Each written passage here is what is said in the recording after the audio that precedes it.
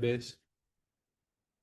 Right. I'm sorry. Let me pause the record. Times will be cheaper to do gear that's already out there as opposed to building it. So we're just going to start by going over a brief overview of lighting. You know, we talk a lot in my class and in Ryan's class about three-point lighting. And so we just want to talk a little bit about why we use three-point lighting. If you've been through my class, you know that, you know, three-point lighting, the reason that we use three-point lighting as opposed to one-point lighting or two-point lighting or four-point lighting or five-point lighting is because it takes three lights on three sides of a two-dimensional object to make that object look three-dimensional. So that's one of the three things that lighting does. It, you know, gives you enough light to illuminate the shot. That's kind of a no-brainer, right? You have to have light to illuminate the shot. It also creates a tone or mood from the shot, and that's usually your main light source, like the key light. Key light is always the tone or mood light. And it also creates three-dimensional depth. And that's what we're really kind of wanting to really do, is create as much three-dimensional depth in the image as possible with lighting. So that's basically it. And you want to talk a little bit about the three lights, the three different lights? Sure. So the key light is obviously usually the brightest, and it's also the motivated light. The fill light is what brings up the levels to show different kinds of contrast, and it also shows the emotional and psychological depth. And then the backlight is great for separation, and that also helps a lot with creating that three-dimensional depth. Right. Yeah, so the key light is one of those lights. The key light really helps you see the shape and the form of the object that you're looking at. And so, as you know from my class, if you look at the shape, when you look at an image for a fraction of a second, what your eye sees first is the shape and form, and then it goes into this hunter-gatherer mode where it's looking at all kinds of different information within the shot to kind of figure out what the story is. But that's it. So that's the main light source, the key light. And so generally, in terms of lighting ratios, how much brighter is usually the key light than the other lights? So I think a standard is probably 2-to-1 or 4-to-1 would be kind of flirting with a little bit of contrast. Right, for key and fill. And what about your backlight? Your backlight kind of could fluctuate, to be honest with you. A lot of the times if you want some kind of like angelic look or something where they're maybe motivatedly pulled off of the background or anything like that, it could be heavily bright. Or if you just dump it down a little bit, you could get a nice separation, but it's not so recognizable or distracting. Right, you know what right. I'm saying? It can be overpowering, but I'm a big backlight fan. I like a strong backlight. So I usually start about the same intensity as my key light and my backlight, and then I'll bring it down probably a half stop to a stop. I agree with that. And that has to do with a little bit with the distance as well. But again, most of what we do with lighting is really, you know, we give us enough light to light the shot, but the tone and mood is really important. And the tone and mood of a shot is really defined by the story that you're telling. If you're telling a romance or comedy, it's warm lighting, Right. soft, warm lighting. If you're shooting horror, sci-fi, action, or adventure, it's really blue, harder light. And of course, the direction of the light is an important factor of that. Big time. You know, natural light comes in, for most people who don't know this, natural light comes in at a 45-degree angle, inside and outside. Lighting designers design overhead lights to come in around 60 degrees. Table lamps are about 25, so 45 is right in the middle. Outside, you know, an hour after sunset, golden hour, sunrise, to about 11 o'clock. And then from 1 o'clock to about an hour before sunset, it's 25 to 60 and 60 to 25, so 45. So when you have shadows coming in at a 45-degree angle, it looks more natural to most people when they see things because that's the natural angle of shadows. But the direction of the light also determines the tone or mood.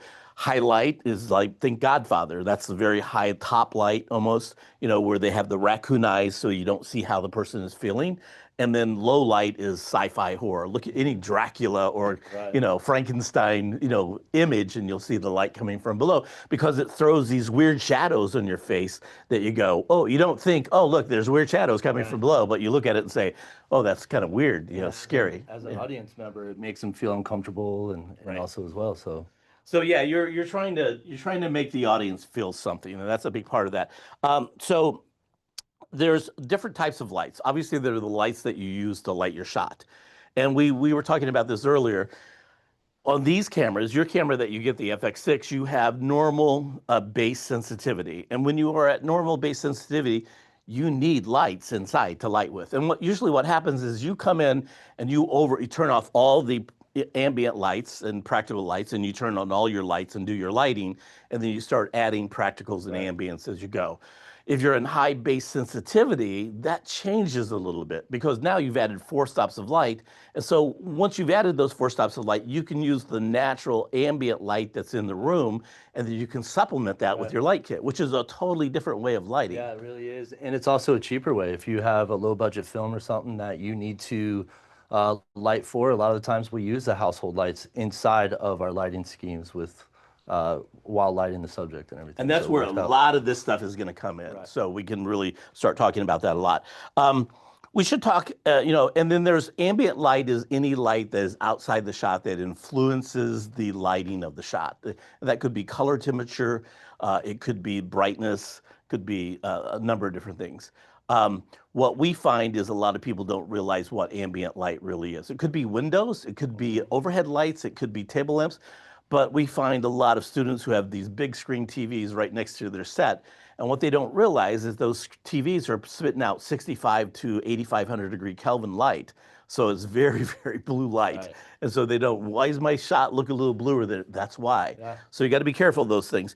There's also practical lights. And practical lights, you want to talk about practical lights? Sure. So practical lights are the lights that you physically see in the shot.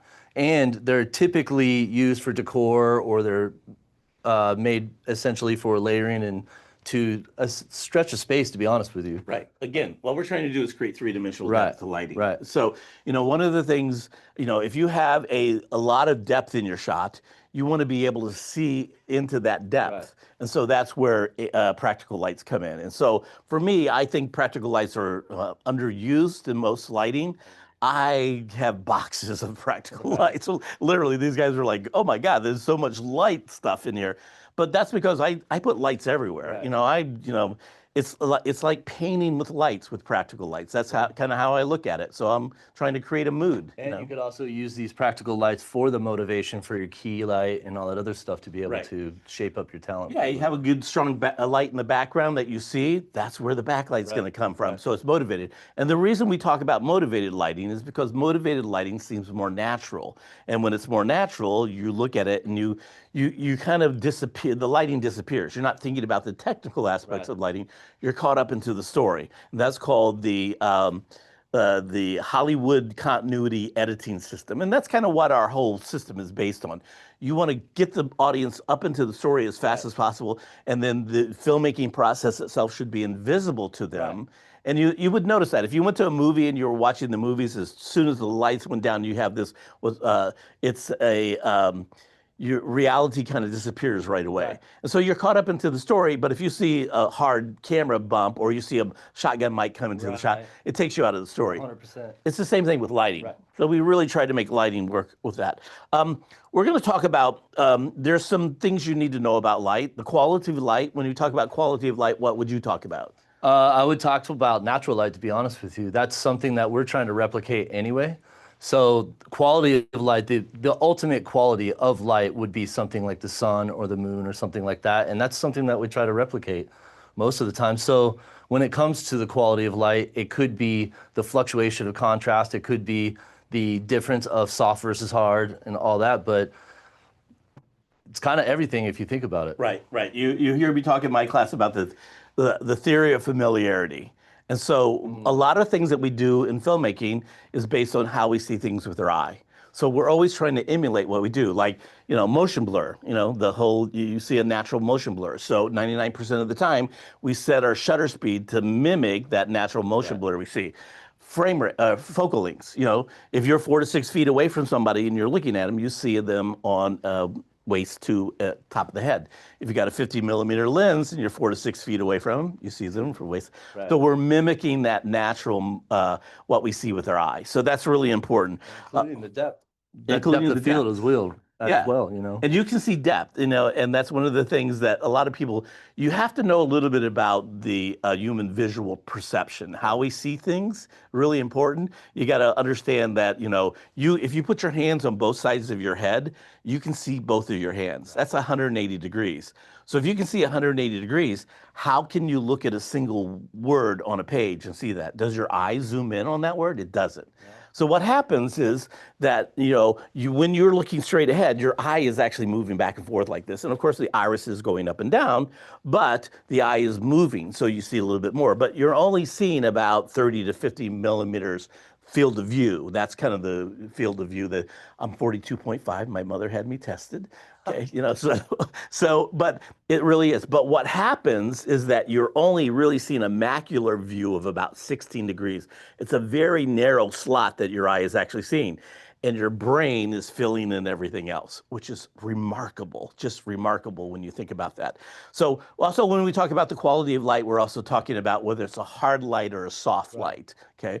And that's important to know. The smaller the light source, the harder the light, and the faster it falls off of somebody's face or an object. And for most people, that denotates a certain mood or tone or feeling.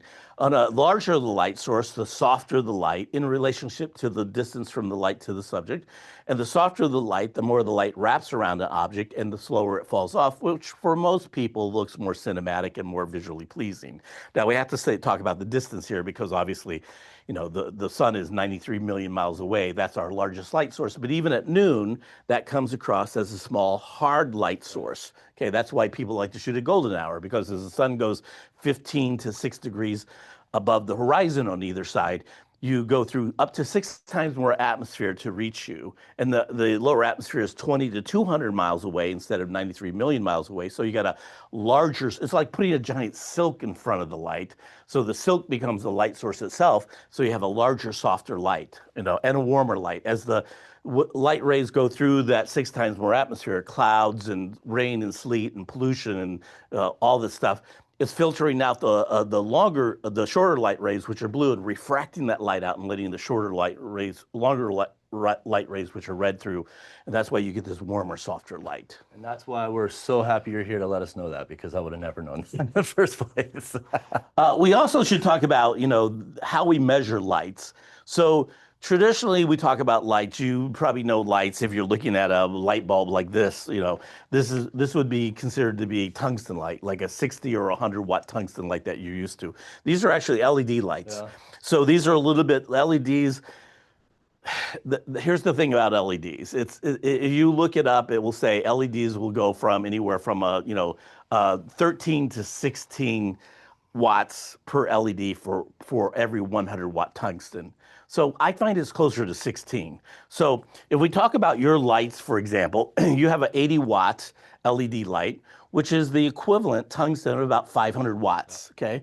And then you've got the round wire 200, which is a 50-watt light, which is the equivalent light output of about 320 watts.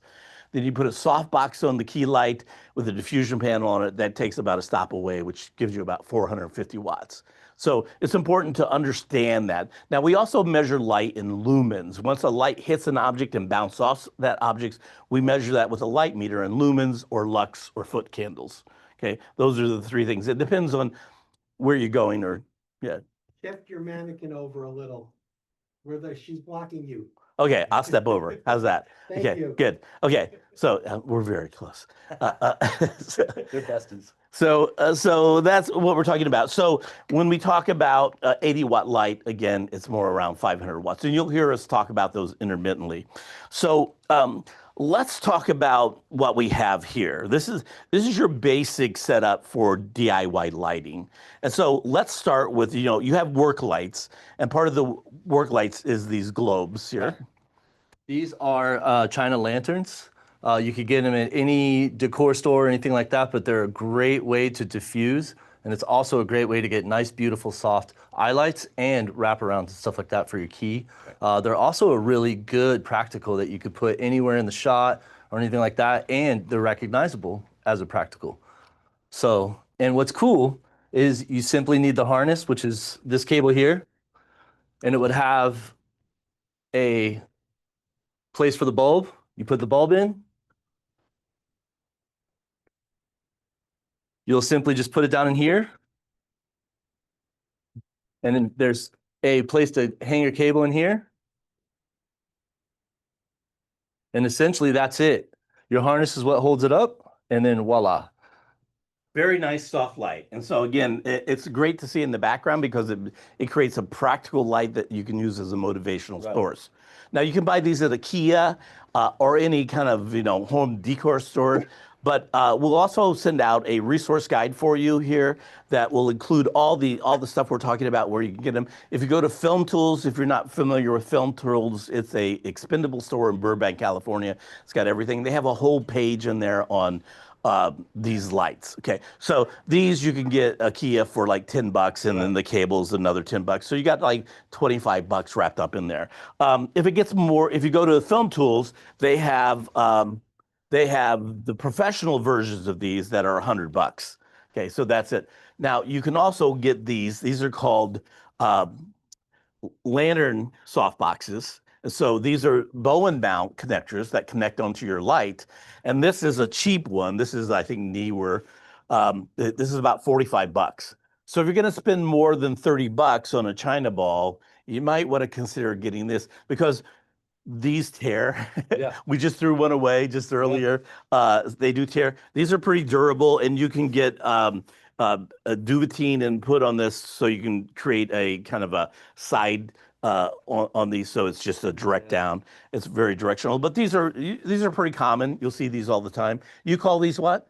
I call these bug lanterns. Bug lanterns. Yeah, because they look like a bug. But depending on the light you use too, it's very controllable versus the China ball, which isn't very controllable. So yeah, if you put this on your light, you can control the color temperature and the intensity of the light. So we also have these lights. These are clamp lights. So you can clamp them on tables, you can clamp them wherever, or they're just considered work lights. Something you can get at any hardware store or anything for what, Randy? $12 maybe? Oh yeah, these smaller ones are like $5 or $6, and the bigger ones are more. And they're just pretty bright lights. And you'll probably need some diffusion on here. And here's what you can buy: these little diffusion. These are for the 9-inch. They're called diffusion condenser diffusers that came with your light. So you can buy these and put on here, and you can get a 3-pack for like $9. And they go right on the front of that. So that's what it looks like here. Here's what the condenser diffuser looks like with it on. So these are the two different ways that you look at this. Same diffusions? Yeah, it's the same. It's actually exactly the same thing. And again, it's a $5 light, so you can see there's some issues with it. So again, the quality of what you're getting will also vary, and that's one of the things that you need to consider. Now, the other thing you need to consider is that these are rated. Like I think this is only rated for a 100-watt bulb. So those are, I think, are 200-watt bulbs. Right. So you can't put lots of heavy-duty lamps in there. That's really important to kind of understand. And then, of course, we got the shop lights. We got something like this. So if you hang on to that, I'll plug it in. Gotcha. Try not to whack you in the head with it. That's right, you can do it. Everybody likes it. And so these are what you put in, okay? And so these are pretty nice lights. You can use it. This is a single. This is about $20, okay? And then if you get into the doubles and you get into the 4-footers, those go up to $50, $60. But they create a really nice source. If you flip that over and we use that, you see a lot of people using these tube lights as backlights, and that's because you can put it into the shot, from a C-stand over there, and it creates a really nice backlight on you. So I see lots of people using these as backlights. Now again, this is $20, and this is you got to pay attention to the color temperature. Just looking at this with the eye, I would probably say that's about closer to 32, 4,000, something like that. So they come in. You can get ones. I think it said it was 48. Actually, as a matter of fact, now that I think about it, which I thought was kind of weird. That's kind of the color temperature of old fluorescent lights. 4,000. Yep. It's 4,000, which is again just slightly warm. on this. And so those are great. Those are $20, but you can also get cheaper ones. This is a Ulanzi one. This is called a light one. And if you turn this on, it's got an internal battery. It lasts up to an hour. It will go 2,500 degrees Kelvin to 7,500 degrees Kelvin. So it's a pretty broad range on this, and it'll go 100% at, let me see if I can go down. Oh, it was way up on that. I just turned it off. As I tell my, shouldn't say that, my wife will get mad. So you just have to be smarter than the light. None of us are, Randy. Yeah. So that's it. So these are great. You can buy 2 of these, and these you can put up. They've got little 1/4 spuds on the bottom, so you can easily put those up. And then you can get into the bigger ones. And again, they make professional 4-foot ones, but these are pretty good. This one was like $50 for one of these, and they are powered by Sony MPF batteries. This battery will last 8 hours on this light. I mean, it doesn't.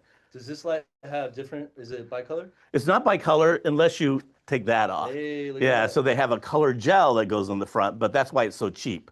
You can buy bicolor lights or RGB versions of this, but the price goes up when you do that. So again, if you're gonna buy a double one of these, you might, for $50, you might invest in something more like this, which will be a lot more usable for you. Again, it's got a 1/4 spud on the bottom. You can dim it up and down. Yeah. See if it matches the backlight. Look at that. Really nice looking backlight. Yeah. So those work out really well, They do. and again, you got to kind of balance out whether you're going to go and buy and again, the problem with these is the CRI. Yeah. So CRI stands for Color Rendition Index, and it's how well the light actually reproduces white in the shot. And so these are about 80, these are about 97, so Closer to 100, the better. Yeah, anything over 90 is considered really good. So that's really kind of a great thing to know when you get into them. And these are also called light wands as well. And then you also can use like flashlights and headlights and all kinds of stuff. We have some wraparound lights in here somewhere. Alex, can you hand me those wraparound lights? Yeah, those. These are, again, these are a company called Y6. Spiffy is the name of the company, and they're just little lights that you can use. And they do RGB, and you can change the color on them. They're not really that bright. You can do special effects, and you can change the color of them completely on here. But the cool thing about them is, oh man, they're unbreakable, but they wrap around your wrist. They're like wrist lights, and you can also gang them up together. So you can add a bunch of them, and these are relatively cheap. These are like about $25 a light, and so you can turn all of them on at the same time. What'd be cool with these is, say we're doing a close-up, right? And we have our subject lit, everything's beautiful, and then maybe we wrap the matte box of the lens with those for a nice, beautiful eye light or something like that. Would that be something that they could be used for? Yeah, absolutely. Because they don't really cast a lot of light, but they would reflect in their eye, So, and again, RGB, and you can see they put out a pretty decent amount of light. We don't have these up all the way. But again, these are relative. We're giving 4 of these away tonight, by the way. So yeah, 4 of those away tonight. So let's talk a little bit about modifiers. So anything that changes the shape of the light is known as a light modifier. And there's all kinds of modifiers, soft boxes, barn doors, cucoloruses, yeah, there's all kinds of stuff, scrims and flags and stuff. So we'll talk about all that. You probably all have learned that a cheap way to do a big diffusion panel is what? Shower curtain. Shower curtain. How much does a shower curtain cost these days? The last one was $400. I'm just kidding. Probably about what, $30, $40? Yeah, they really cheap ones are $8, but if you're gonna buy a nice shower curtain, Right. it's gonna be $30 to $40. Right. Here's a different solution to this. We're gonna grab these real fast. This is diffusion cloth from Neewer, and this is grid cloth. And you look at that, and that is pretty good diffusion. And so you can build PVC frame. If you get PVC and cut it, and then you get stretchy bungee cable and put it in the middle of the PVC pipe, you can undo them, they all stay together. And this is grid cloth. So no, that's grid cloth. This is diffusion. Okay, so this is just diffusion, and it's a pretty good piece of diffusion. And so if we have a C-stand over there, we can just flip out the arm, and we could clamp this with a couple pony clamps to the C-stand. Let me grab a couple pony clamps out of here. Go this way with it. Yeah, sure. There you go. Pull the light over here, and let me raise this up. And so what you would do is just put and again, remember, righty-tighty, lefty-loosey for the C-stand. And you put those on one side and clamp it down. And then here's another clamp on this side. And you light through this. And the reason that you use diffusion is because this creates a larger light source. So if you have a 9-inch condenser reflector, but you fill the entire frame of this, now you've got 46 by 60-inch light instead of a 9-inch light. Again, larger the light, the softer the light, the softer the light, the more it wraps around a subject, and the more cinematic that tends to look to people. The only thing to pay mind to in that situation would be just your drop off, right? Like how far, the distance of your light traveling. And so that's one of the technical things that we always talk about that most people don't know, and that's the inverse square law. We see eyes get glazed over when I start talking about the inverse square law. And honestly, it took me a long time to figure out the inverse square law. And here's the skinny on this. This is what you need to know. The inverse square law does two things. Number one, severe light fall off within the first meter that you move the light back. So if you look at any photometrics, and what we mean by photometrics is if you call up a light on B&H and look at the specs, under there it will say photometrics, and it will say you get this many lumens at 1 meter. 1 meter is 3.3 feet. So light's measured at 1 meter. So that's where you're getting 100% output out of the light. Okay, that's important to know. So 3.3 feet, just to give you an idea, this is your softbox and your nose is here, if you put your hand out like that, tip of your fingers about 3.3 feet away. That's it. That's how far away. So that's how far away you need to be from the subject that you're shooting with these small lights, okay? These are low intensity lights, 80 and 50 watt lights. So that's why you want bigger lights, so you can get the light back. Because if you move that light from 1 meter to 2 meters, 3.3 feet, and you just move it back that distance again, you've lost 75% of the output of the light.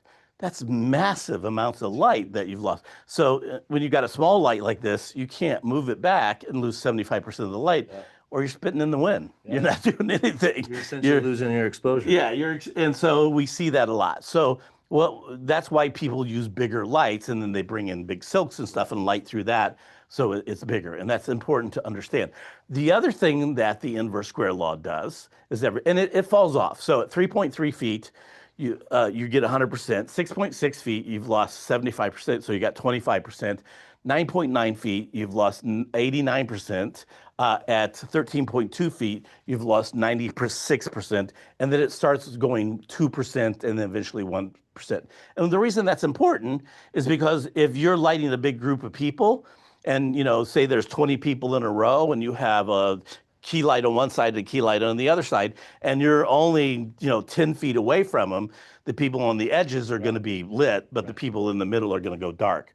So if you get a larger light source and you move that back 20 feet on either side, now everybody is evenly lit. Okay. And it would almost be a distraction too, because the people closer to the light would be almost overwhelmingly lit versus the ones that are in the back, especially when you're trying to find your exposure and stuff like that. That comes into handy when you're doing interviews and stuff. So all you got to do is move the person away from the background with the key light. Right. The farther away you go, the farther the background falls off as well. So kind of important to know. And again, that's all you need to know about the inverse square law. Severe amount of light fall off within the first 3.3 feet, and the size of the light doubles. So if you've got a 35-inch softbox and you move it back at 3.3 feet and you move it back 6.6 feet, you've got a 140-inch softbox. You move it back to 9.9 feet, you have a 520-inch softbox. Okay, so that's a giant light source. So that's why if you can get a bigger light and move that back, you've got this giant light source that wraps around. So it's kind of important that you understand the inverse square law along with the very, very, very, very limited dynamic range of these video cameras. So that's the other thing that comes back and bites everybody in the butt. They don't understand. They think, I can see through that window there. So yeah, that window's bright. I'm going to put my light here and light the person. Right. We should be fine. No, you're not fine. Because the camera can only see in that Cinetone 10.5 stops and an S-Log 15 stops. Okay, it's not linear. It's not so dynamic range is measured in stops, just like light. So again, just like light, every time you add a stop of light, you double the amount of light. Every time you take away a stop of light, you half the amount of light. So when you're talking about dynamic range and you're saying the human eye can see 20 to 24 stops, let's say 21 for the math, that should be easy here. And so the camera can see 10.5. That is 10 more stops than the camera your eye can see than the camera can see. Right. That's not 2 times 10. That's not 20. It's 2 times 2 times 2 times 2 times 2 times 2 times 2 times 2 times 2. That's 1,024 times more that your eye can see versus what the camera can see, which is significant. It's the number one thing that will jump up and bite you in the butt if you don't pay attention to it. So you got to know about the inverse square law and you got to know about dynamic range. So that's really important. So let's talk about some other modifiers. So again, the myth is you can go out and buy a shower curtain, but this was $12 on Amazon. So it's much cheaper than a shower curtain, much more practical, and you get a lot more out of it as well. Now, you can also... for its actual job, too. Yeah, and you can bounce light off this as well. 100%. You can use this as a bounce source as well. I use bleached and unbleached muslin a lot, and again, just the bounce.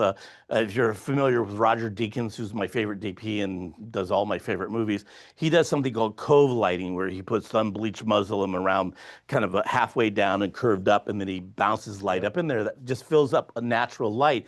And he feels like that gives you a more natural ambiance on that. We were talking earlier, you got to be careful about that because you're lighting upward. Yeah. And it's creating weird shadows, and there's shadows all over the place, and all that. Again, goes back to that natural angle of light. When you start changing it, you don't look at something and say, oh, the light's too low or it's bouncing up from below, but you look at it and say, something's weird about that, So that's the thing to keep in mind. Anything that distracts the audience from the story that's happening is what you don't want to do. Yeah.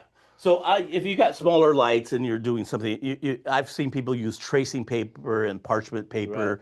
I've also used that plastic tarp stuff, the clear plastic tarp stuff that you put down, or clear plastic bags and stuff that you can light through. But again, that's a cheap, very cheap way of doing that. And again, it doesn't take much, $12 to buy something like this, which if you're is in a totally pickle or different. something when you're on set, maybe a bag would help. But if you have a week or two to be able to order what you need, you got it. Alex, do we have any Duvetine around? Is there a big? There should be a big thing of black Duvetine somewhere. Oh, it's over here. That's it. So the other thing is, modifiers, flags, and scrims. Okay, you can light through different things.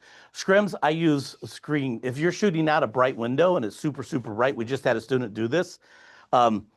They were like, I don't know how to control the windows and the doors. And so what I said to him is just go out and buy a bolt of screen for your pool or something for like, $4 a roll. And, one layer of that will take away a stop. 2 layers is 2 stops. So you can do 2 layers of that, and you can thumbtack it usually on the outside frame of the window, and that cuts your light down so you can actually shoot out through the window instead of having it blown out because of the limited dynamic range.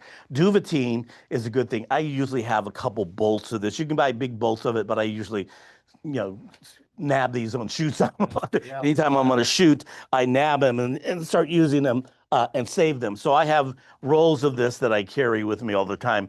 And you can put it over a window to block light. You can do lots of different things. So there's also, they make blackout cloths, and there's a sound blanket down there. Now, this sound blanket I got from Harbor Freight. And it was like $2.99 on sale. Furniture pads. And so you can use these to put over a window or to block light, and so it does does a pretty good job. Plus it's sound absorption. So audio guys love that, you know, so it works out really well. So there's lots of different things you can do for that. Now, also, you got a 5-in-1 reflector. And so let me just talk about the benefits of, I'm a big fan of a 5-in-1 reflector. Here, I'll pull these down so we can. So let's get a couple of 5-in-1 reflectors. This is a little bit bigger. Can you give me the small one and the really big one? So let me show you the differences. And these are cheap. Okay, so these are cheap. I'll take that one. This is Professor Alex Genzo. Here you go. And I just whacked our guy. So these are dangerous. This is the size of the one that you get. Okay, this is it. Not too bad. And of course, everybody knows how to fold these, right? You put one hand, fingers on the top, put your thumb on the other like this, and you twist it. Folds right up. This is what we use to keep producers busy on a set. If our producer is bugging us, we give them one of these and say, can you fold this for us? Like 2 hours later, they come back and it's like this. I can't do this. You know, I just can't do this. It's pretty easy once you know how to do it. But this is it. And of course, it's called a 5-in-1 reflector because if you unzip it, it's got a silver side and a black side. It's got a white side and a gold side. And it's got a one-stop diffusion panel in the middle. So you can use this for all kinds of stuff. You can do negative bounce where you can put it here, or you can, I mean, you can just see the light.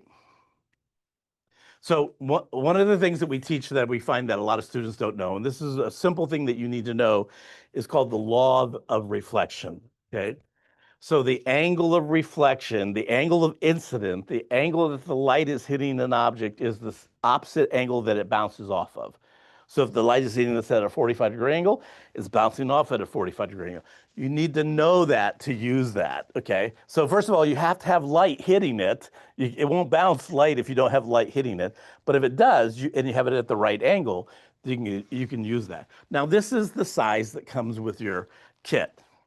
The next size up is this. Okay, well, this is not the next size up. There are other ones.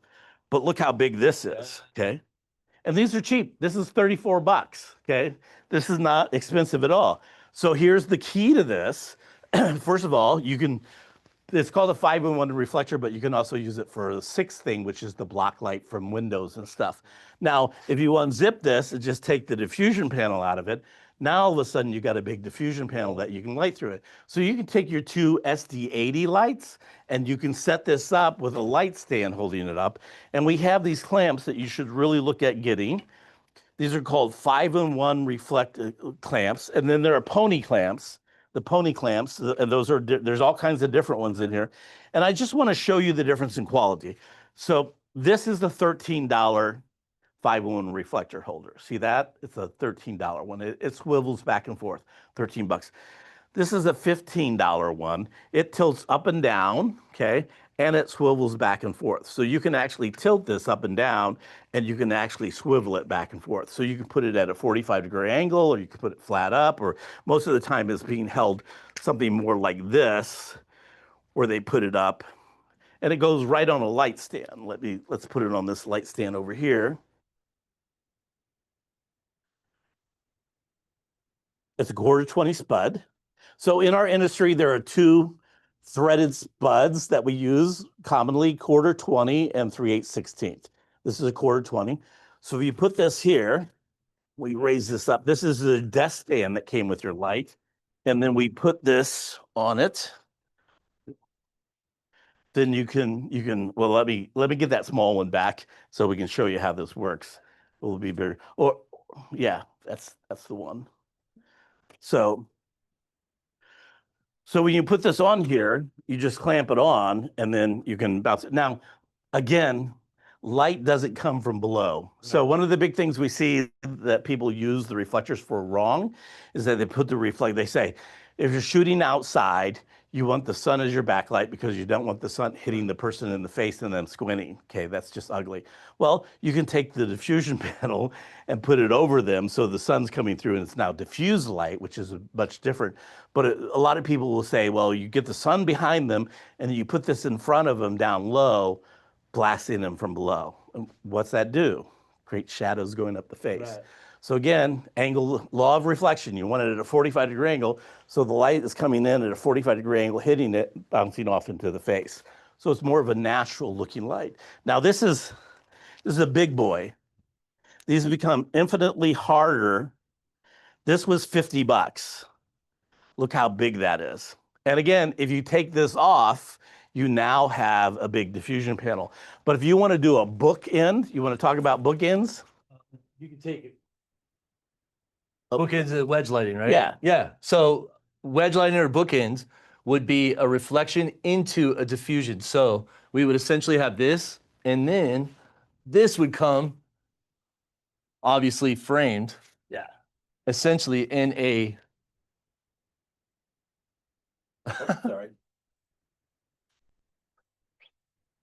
we would do bounce first and then it goes through this, correct? Yeah. So if we opened it like this, the light would come into the reflector and then bounce through the silk to give it a nice, beautiful, soft It's a rim. double reflection. Right. Okay. And then you could also use this for what's called blanking on the name. It's where you have two big whiteboards off at a V angle and you bounce into it.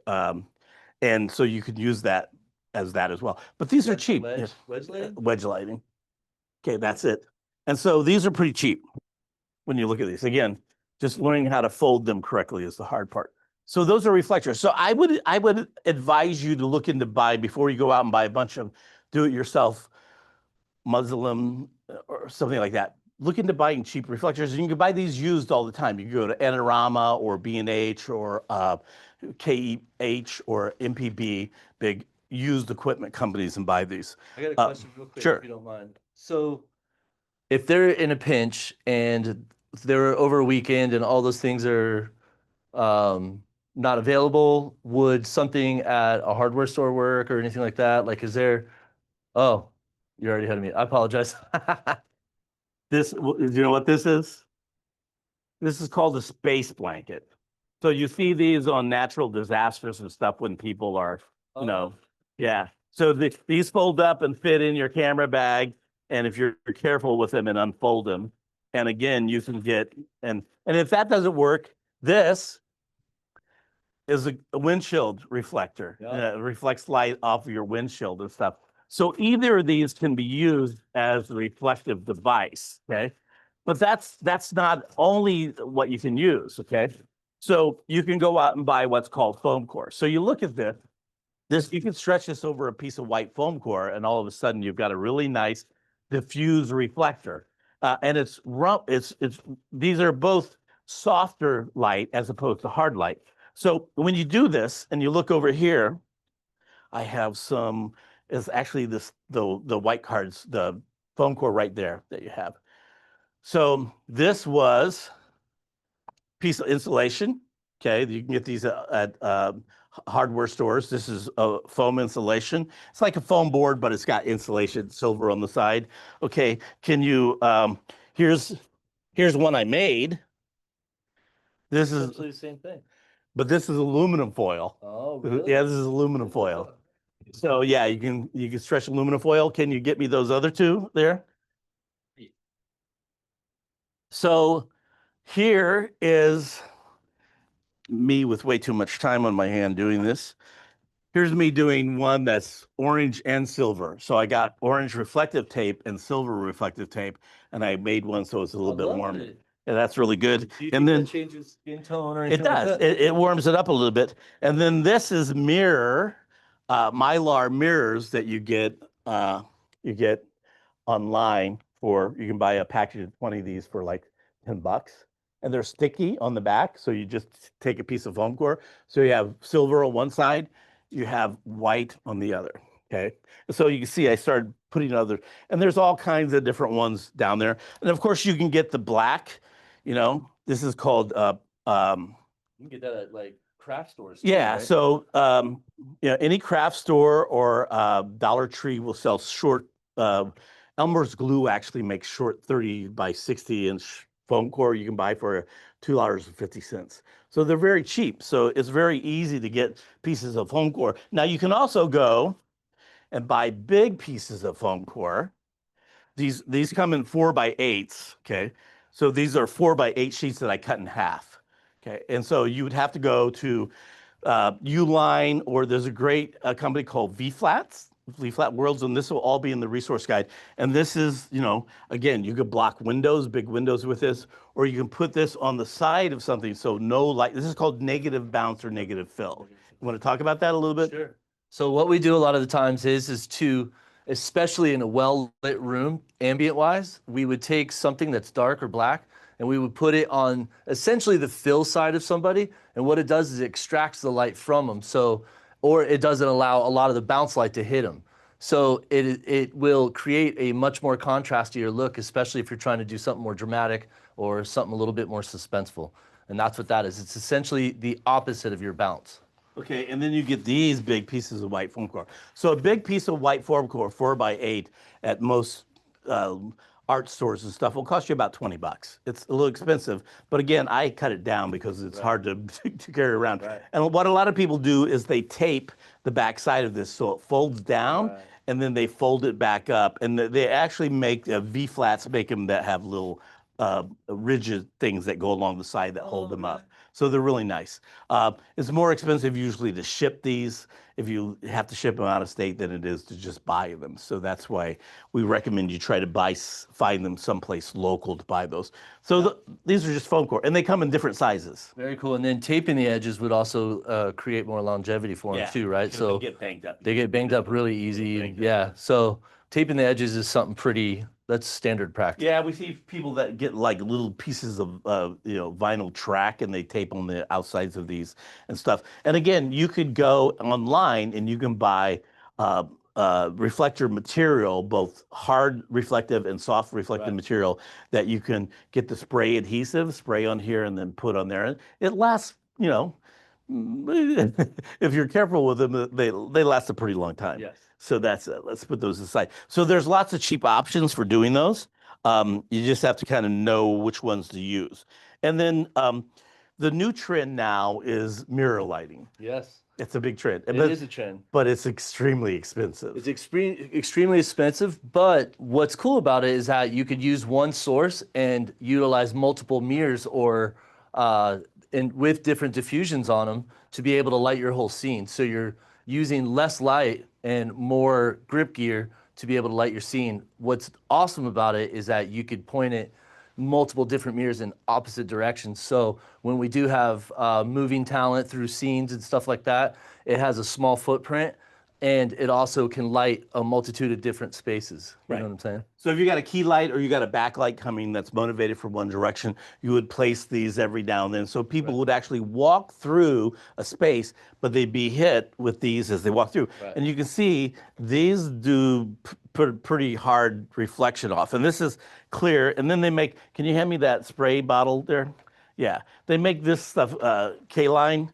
And this is a diffusion that you can spray on this to take it down, and then it wipes right off.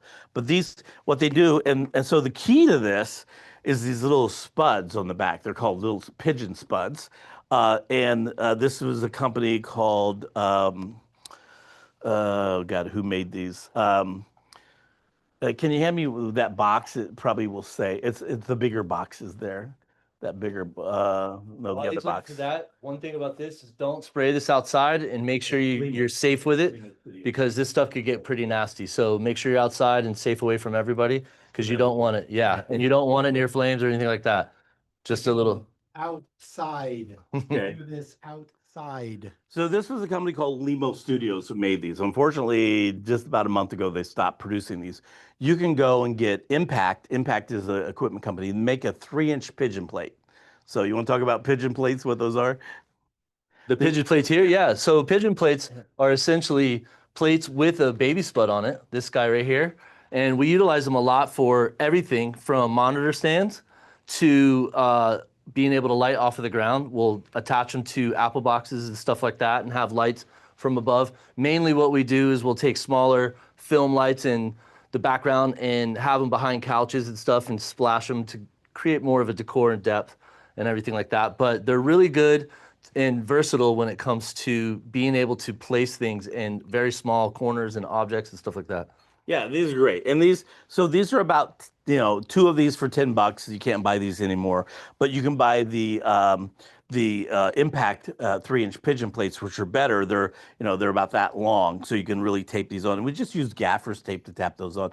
And you can buy different mirrors that are different reflectivity. They're Hive, but you can get a 5-pack for $10, and they come with plastic on them. So they're very, very versatile, and a lot of them have adhesive backs. So once you peel off the back on there, you can stick them to things as well. So that opens up a whole new realm for doing hard lighting, which again, you know, a hard light, there are 2 light companies that make the mirror lights. One of them is called Lightbridge. There's another one that just came out last year.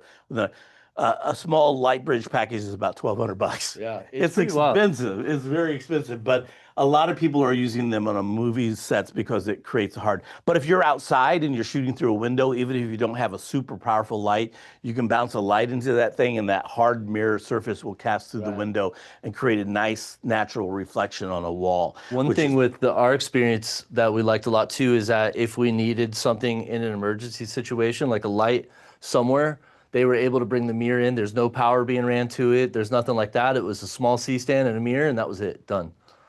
Can you hand me that white V-flat thing? So this is, again, V-flat. And so we're going to talk about the, you know, we talk about background lighting, and that's really important with a lot of practical lights. But what you would be doing with these mirrors a lot of time was hitting the background with them.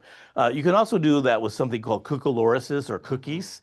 And cookies are great. You can make cookies, and there's all kinds of videos we give in the resource guide. There's some videos in there about how to make cookies out of foam core. Again, you get a piece of foam core from Target or Walmart for $2, and you trace the pattern you want in it, cut out on a, make sure the surface that you're cutting on, you're not going to cut through. You cut out the pattern, and then you put it on a platypus or a duckbill clamp, and it goes on a C-stand, or you can just use one of these clamps. Okay, just clamp them on there, and then you have that. And so there are different forms of that. There's also natural forms. We call them brancholoruses. Well, we'll go out and cut a branch off, and we'll light through the branch just to throw that natural shadow. But you can also buy them. Okay, this is a company called V-flats, and these are meant for a lot of tabletop stuff. They come with the little tabletop stands, but this is what they are. They're, you know, just little, you know, cut out foam core reflectors, and there's all kinds of shapes for them. And if we throw up a light, let me bring this light back around here so you can see this, and crank that up a little bit and turn that on. Okay, there you go. And let me hold this up for you so you can see it. Let me get on this side. Okay, so see the pattern that it throws on there? Okay, and you can actually get nice depth and movement with cucolorus. Now, they also make projectors, okay? It's called a cookie or a kook or a cucolorus. And, you know, a wooden one of these, they make 4x4 wooden versions of cucoloruses, and they sell for a couple $100. I think the last one I bought was $265, which is a lot for a piece of wood that somebody cut something out of. Now, you can also use those. Hand me the black box right there. The whole box. Okay, this is something brand new. Okay, these are brand new. These, actually, one of these I just got in today, and these, I'm fascinated by these. This is a flashlight by a company called Small Rig, which I'm a big fan of. Let me turn it on. This is the Small Rig one right here, and it comes with a bunch of cookies. Yeah. Kill that light so we can see better. Oh, yeah. Okay, let me get rid of that.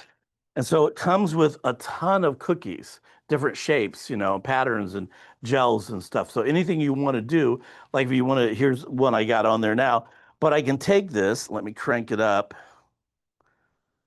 and I can change the colors. So now, and I can zoom in and out to make it brighter or darker. Now we got a ton of light going on in here.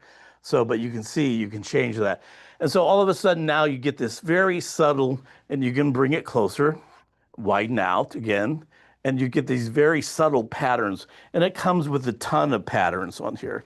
So that's it. And then this is a brand new one that just came in today. This is called a nice VD. VD. And so this was even cheaper. That was like $50 for that. This is cheaper. We're doing an unboxing right now. This is Yeah. awesome. It's kind of like an unboxing.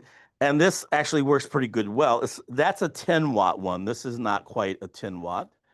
And we have to learn how to operate. It's got a nice little light on the back as well. So this is it. It comes on. If I can get it to come on. I didn't charge this one as well as I did the others. Come on, you can work. There we go. So you can see it creates a nice pattern. You can zoom in and out on it. That's very hard, but that's pretty good for a little small flashlight for $30 that comes with a whole bunch of patterns that you can throw on here. So it's just a nice way. They're all RGB colors, so you can change the different colors on this. If I can get it to go off now, there we go. Imagine having that soft depth behind one of your subjects or something like that, and you just splash one of these little patterns in the background to give it texture. It could increase the production value tremendously, And they're great. Now, it comes with a ton of, and these are plastic. I have the professional projectors that you can put on the app or bow and mount lights, and they're nice, but they're $250 for the projector, and they're heavy. And you actually, when you put them on a light stand, you put the light stand on the projector and hang the light off the back of them. They're that heavy.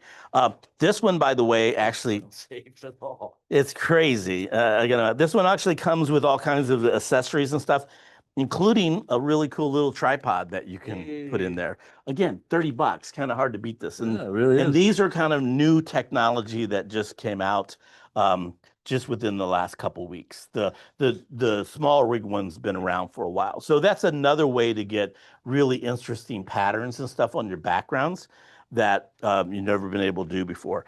We're cranking right through this. We've gone through.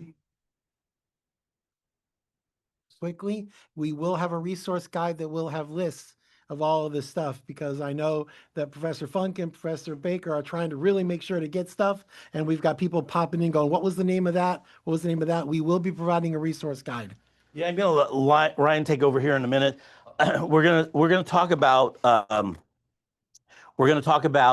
connectors and things. We talked about some of these already. Let me get these out of the box, but you can start pulling some of these out of here. And there's lots of little toys and stuff that you need if you're going to do this as part of your kit. Okay, you just need to have this in your kit. A dimmer is one of those things, if you're using practical lights, everybody needs. So these are really good for practical lighting. This is something that you could plug your actual lamps into at your house, plug it into the wall, and then you could dim it down so it's not overblown or something like that. A lot of the times when we do have lamps or practicals in the shot, we don't want them to be overwhelmingly blown out. We actually do want to see the textures and stuff like that of the lamp or whatever it may be, so everything doesn't disappear. Another thing this is a quad bulb adapter. This is great for anything that you need a lot of light for. Just make sure that it's diffused, because there's going to be 4 bulbs. If there's 4 bulbs, there's going to be 4 shadows. So what you do is you make sure that there's a diffusion that kind of mixes the light together. Like Randy said, when the light hits a softer source or something like the grid cloth or something like that, that then becomes the source, and that way there's only one shadow past that. So make sure that if you have anything like this, or these double bulb splitters, which are really good for the China balls and stuff like that, these different adapters are great to increase the intensity of the light, but you definitely need a source of diffusion so you don't create multiple shadows and stuff like that. Shadows are huge because we actually have them naturally. The problem is that when you double them or triple them or go past a single shadow is when it starts to get distracted to the audience. Another thing that's great for your kit are these Q-taps. These are not Q-taps. Are these Q-taps?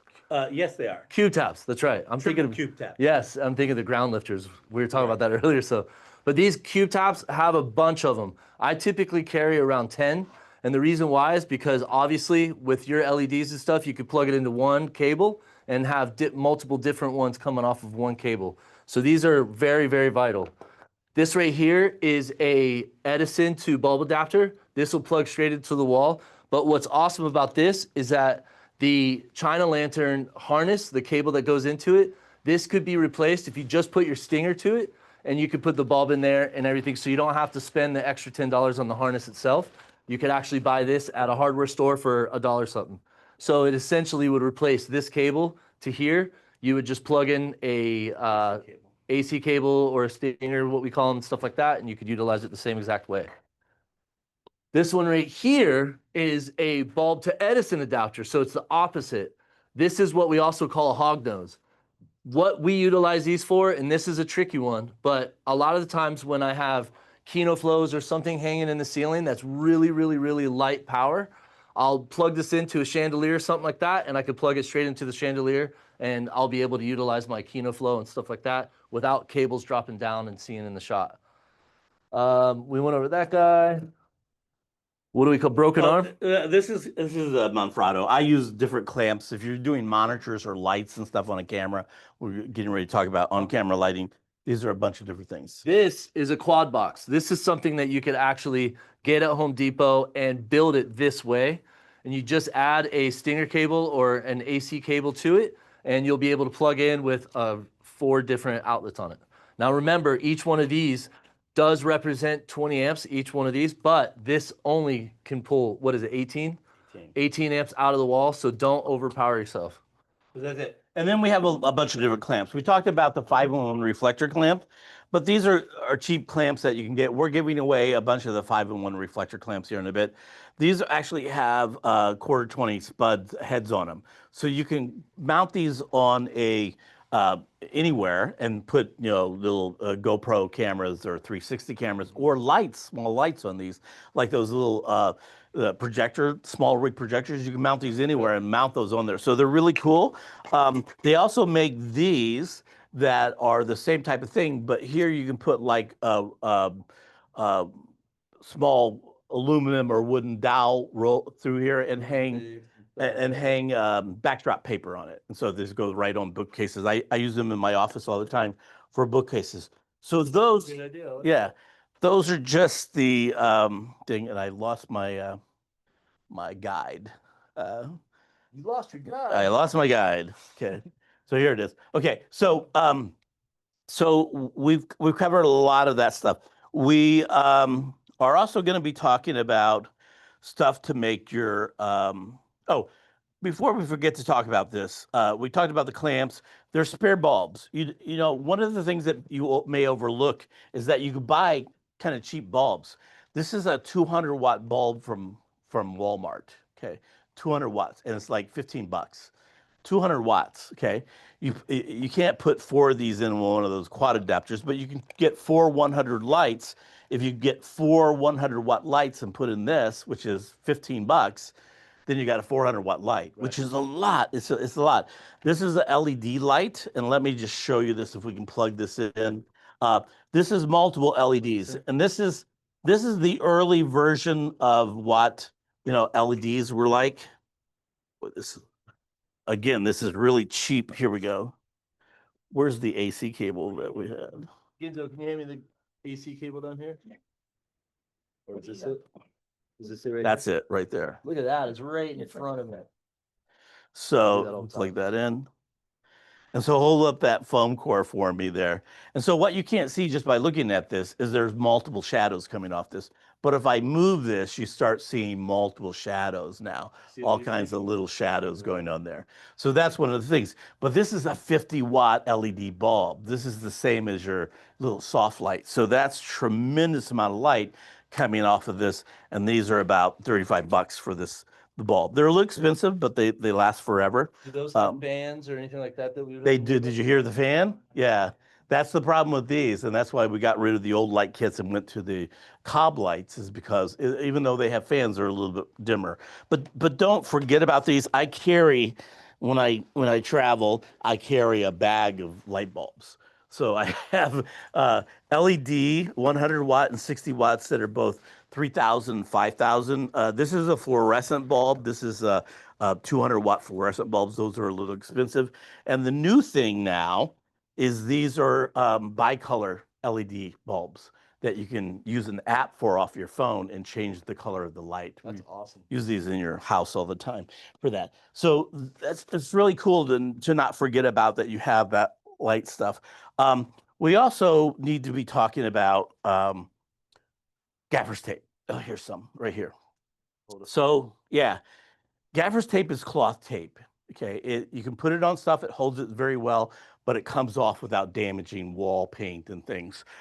I had a couple instances where I pulled off, gold flaking off of picture frames and stuff, but you got to be careful with it because it's very, very strong. But you can use it all the time, and it's kind of a roll of this is about $25. But you can go to Film Tools and you can get these small rolls that fit. I see people wearing them on sets all the time on their rings. And if you need a piece of tape, these are invaluable. It's kind of like trick line. Trick line is a little a polyester string, basically a hardcore string that you can tie things down on. We use trick line all the time. Tie wraps are another thing that we use. Climbing rope. Yeah, and climbing rope all the time. And then I use black wrap a lot. Okay, black wrap. If you think of black wrap as a heavy-duty aluminum foil that's black, basically, and then you can mold it and you can shape it. You can make snoots out of it. You can put holes in it and light through it and cast shadows. Which is the cucolorus. It's the cucolorus. So and they come in rolls just like aluminum foil, and they're good to have in your kit. Just to reiterate, though, it's flat black. Flat It's not shiny black. You don't want shiny black because a lot of the times that'll reflect. Yeah. So it is very good to have. And these come in 1 inch and 2 inch and 4 inch rolls. And then you can get the smaller, versions of them that are pretty cool to have as well. We also, there's some things that you need to make sure that your lights are going to help your light kit a little bit. And so for a lot of you, that your light comes with this barn door. So a barn door is just a light modifier with 4 doors. And you can, again, I see a lot of you guys just having the doors wide open. That's not how you use barn doors. Nope. Use them to shape and mold the lights. That's what they're for, okay?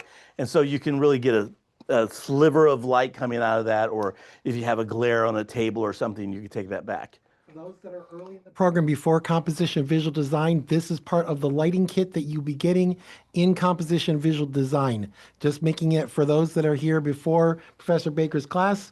We're talking about some of the grip and electric gear now that comes in your Launchbox gear program in CVD. So the problem with this is a Bowen mount, and Bowen mounts are a standard connector that a lot of LED lights have. They've been around for years and years. Still photographers use them for many years, and then the video industry about 5-6 years ago started adopting it very well. And so most of the big LEDs now have Bowen mounts. And there are different versions there's a mini Bowen mount, and then this is the 9-inch Bowen mount. The problem is this goes in your light kit, on your light, it goes in, you can put it 3 different ways, but it doesn't rotate, which doesn't make it very usable.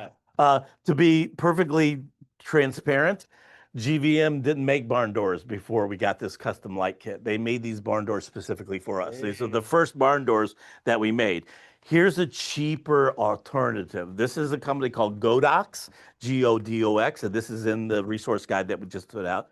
This goes on the condenser. Can you hand me that condenser right there? We'll take this diffusion panel off of this. This goes on the condenser diffusion panel, just like this. And this wraps around in here, wraps it on there. I don't have it in there.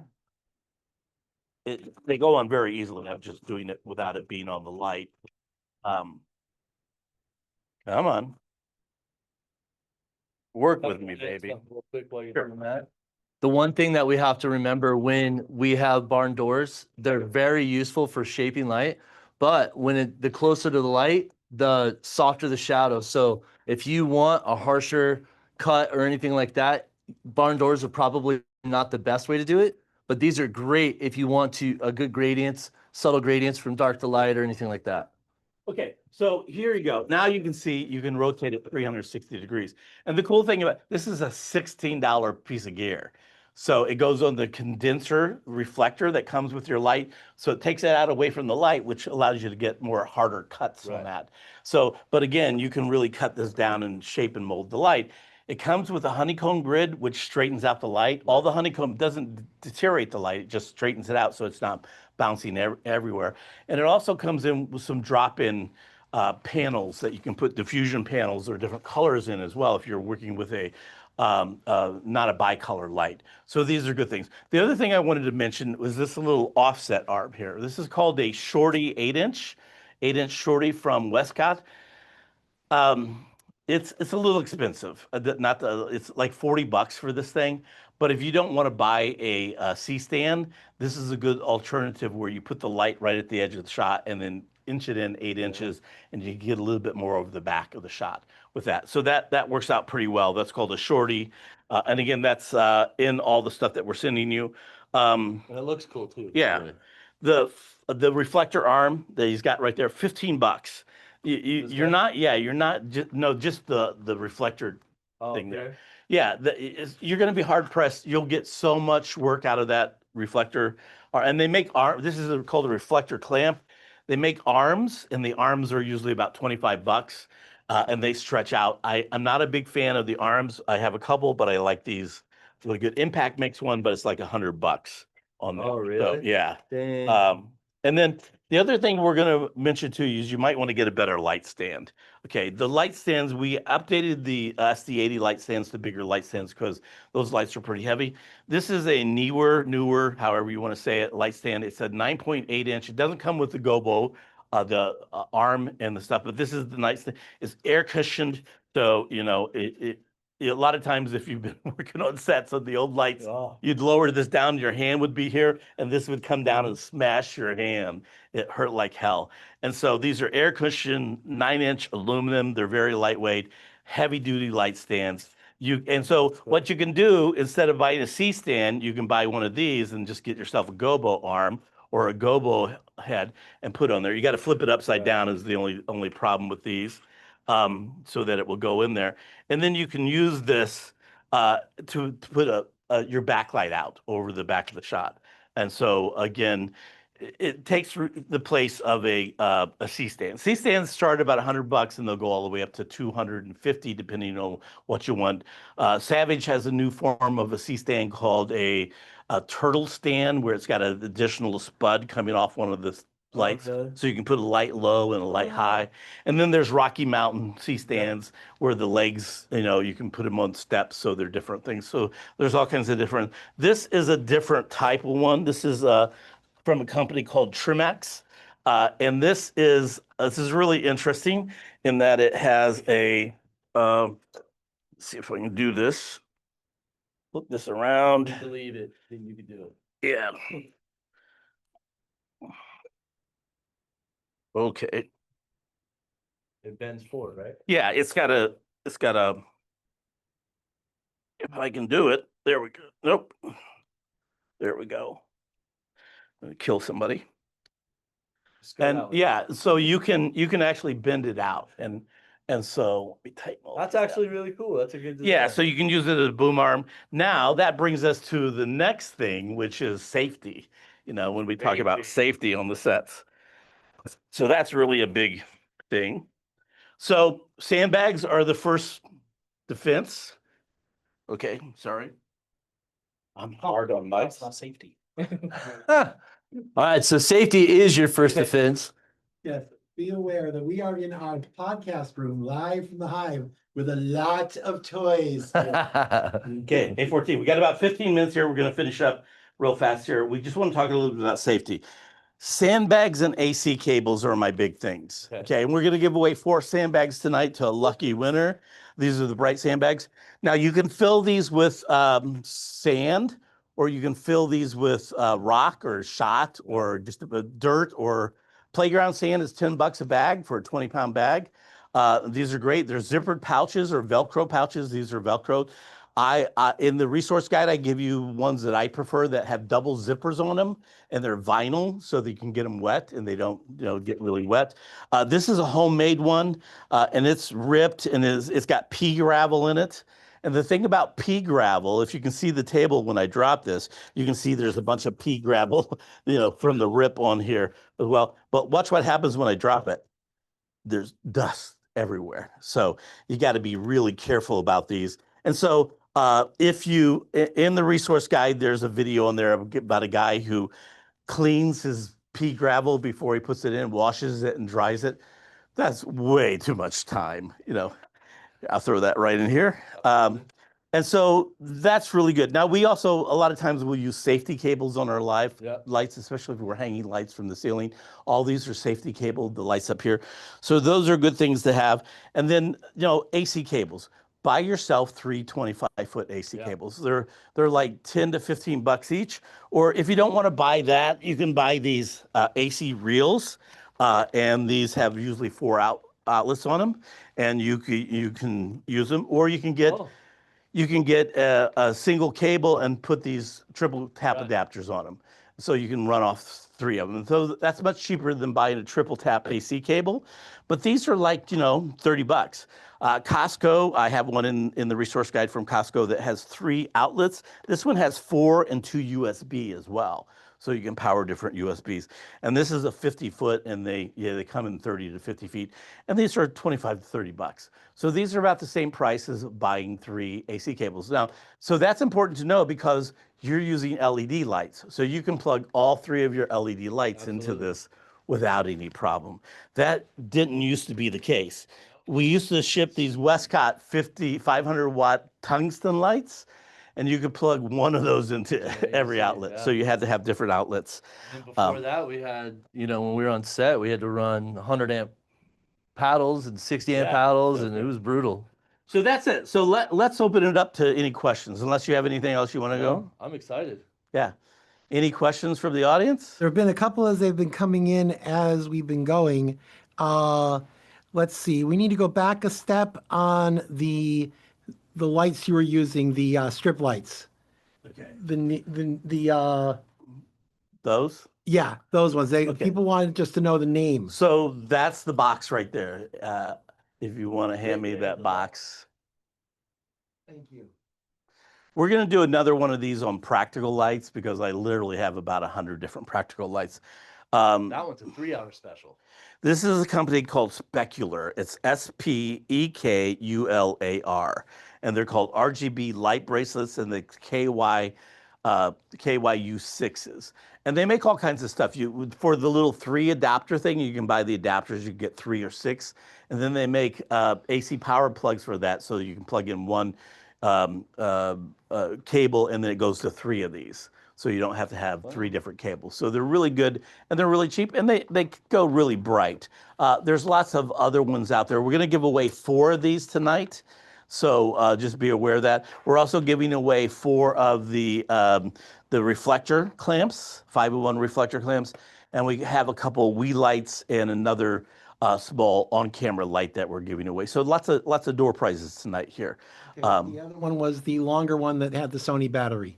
Okay, that was that one. Okay, this is The name of that one.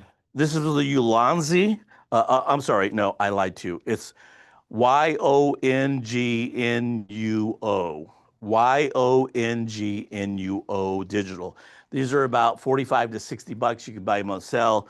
Again, great. These are one of the first wands that I got, as opposed to some of the big 4-foot, tube lights that we have that are RGB now that are a couple $100 a piece. And you'll see these a lot on set. You'll find these a lot on your grip carts. And this is the new small rig battery that will power this all day long. This is like amazingly long lasting on this. Someone's asking, is there a preferred sand for the sandbags? Playground sand. Okay. And you don't want it wet. So try to get it. If you go to Home Depot or Lowe's, you got to make sure that it's not wet sand. Okay. So if it is wet sand, just put it out, let it dry on the pavement somewhere and before you put it in, because it will condense and over time it will think. And the way you do the sandbags is you double bag them. So you get quart bags first and you fill the quart bags up pretty much about 3/4 of the way full. You press all the air out of it. And then you turn those 2 quart bags upside down in a gallon baggie, press all the air up in that. And don't buy cheap Ziplocs, okay? Buy quality Ziplocs, the last thing you want to do. So when you do that, and then you take that bag, and so you put the quart bags upside down, you put them inside a gallon bag, press all the air out, and then you take that gallon bag and you put that upside down in another gallon bag, press all the air out. So you got triple things. So if somebody punctures that, it hits a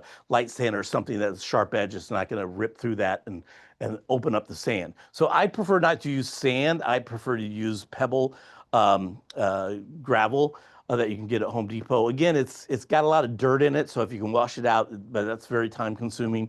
If you have a sifter of some sort, you can sift it, get a thing of screen and make a board and sift that out.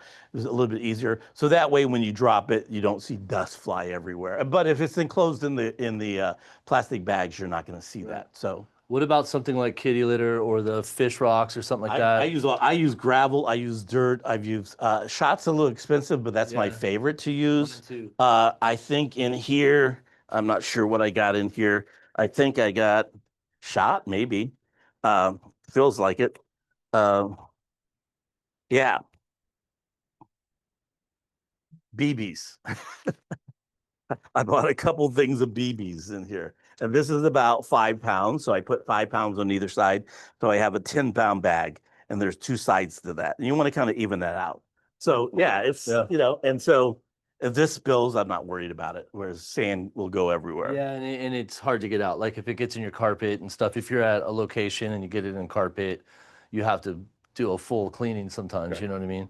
As a general rule, I change out the plastic bags once a year. And then the other thing about sandbags that you have to remember is that the point of them is to form around stuff to be able to hold it down. Like that's essentially it. Like the safety, we use it for stands, we use it for carts, put it behind the wheels and stuff like that. We want to make sure that it could essentially land on something and formulate around it and weigh it down. Yeah, you don't want the sandbag actually touching the ground at all. Right. So that's it. Now they also make weights that go around the middle of the light stand, round weights that go around that. You can get like wrist